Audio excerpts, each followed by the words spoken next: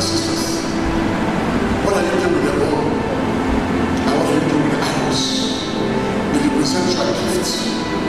It represents your potential.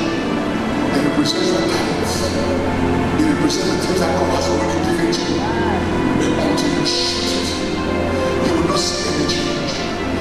I read the scripture and I asked myself, Elisha did not tell George and said, shoot because you are seeing something. He just said, shoot.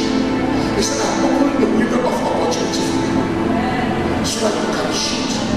You might not see anything, but the just shall live by faith and not by sight. The east window is the window of the things that trouble you. The east window is the window of enemies. The east window is the window of the things that make you worry about their future.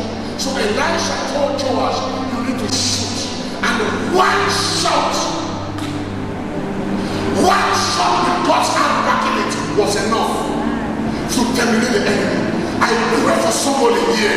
One opportunity is enough. Amen. One breakthrough